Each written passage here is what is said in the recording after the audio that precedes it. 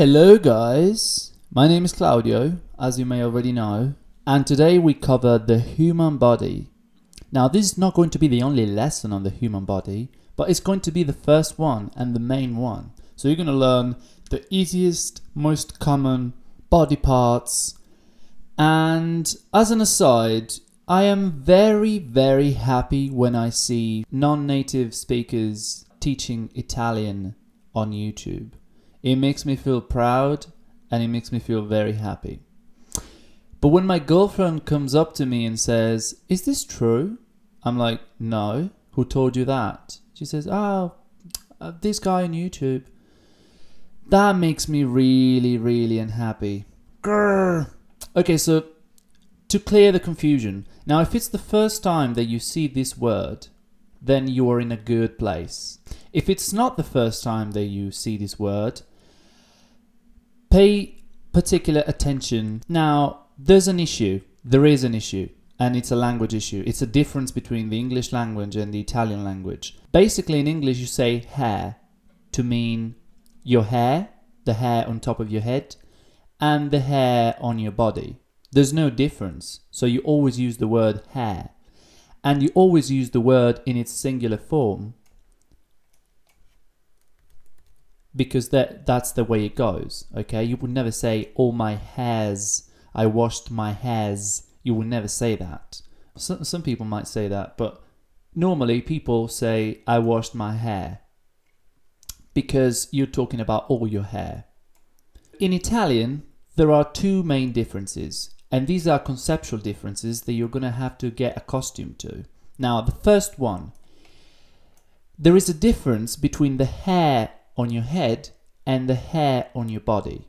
So the hair on your head is capelli. The hair on your body is peli. If you know about the gender in Italian, if you don't know, go and watch the video on the gender, but if you know, then you know that these two words are plural forms of masculine words. In fact, the word hair is masculine. Whether you're talking about the body hair, pelo, or the hair on your head, capello, capello. Now, when you say un capello, you actually mean one single hair in Italian. So you don't say hair, you always say hairs. If we had to translate literally, we would have a plural form in use in Italy. So people in Italy say capelli, I capelli, to say the hair. So the plural form is always used. And the same for the body hair. I have a lot of hair on my back. Okay? The hair will be I peli, because we are not talking about the hair on your head. So there's a distinction between the hair on your head, I capelli, with the double consonant, and the hair on your body, I peli, I peli. Now this is not a good picture to explain this because she doesn't have any hair, but I peli is what you use for the body hair. I hope that I've cleared up the confusion. If anybody is confused even 1% on this topic, still, post a comment and I'll try and help you further. Okay, I really wanted to get this out of the way. Perfect. Now let's have a look at the most common words. Now, I know you can find these things on Google, but this might help you out. Testa, testa. This means head, testa, head. Fronte. This means forehead. Mento, mento. This means chin. Mandibola, mandibola. This means jaw. Fronte is feminine. Mento is masculine. Mandibola is feminine. I recommend you write down the gender as well for each word, at least for the ones that are not obvious, okay? If the words end in O or A, then they are obvious. Then it's obvious that they are masculine or feminine respectively. But if it ends in E, it's a little bit less obvious. Fronte is feminine. mento, mandibola, guance. Guance is chicks, the plural of guancia.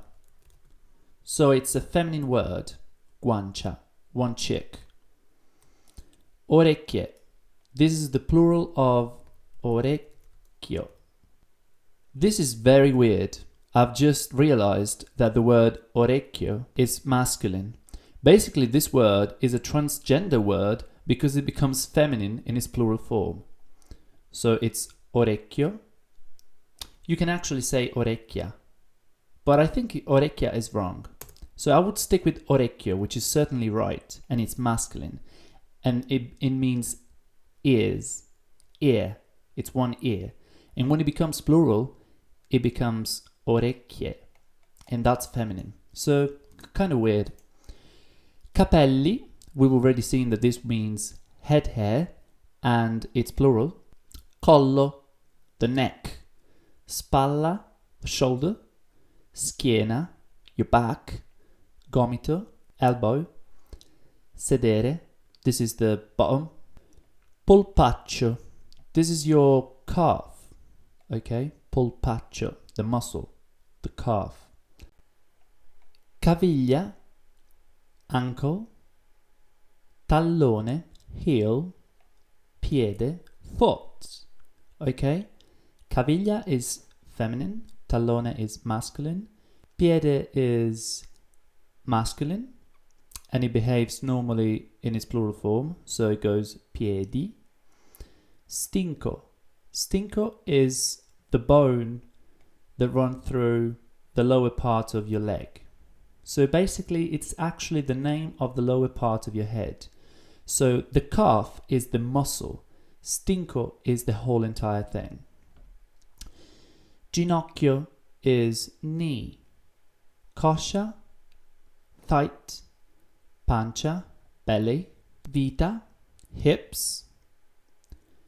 Pettorali, these are the pecs, basically, the muscles of the chest. Seno, the boobs. Stomaco, stomach. And addominali, the abs. Abdominals, abs, addominali. Mano, hand.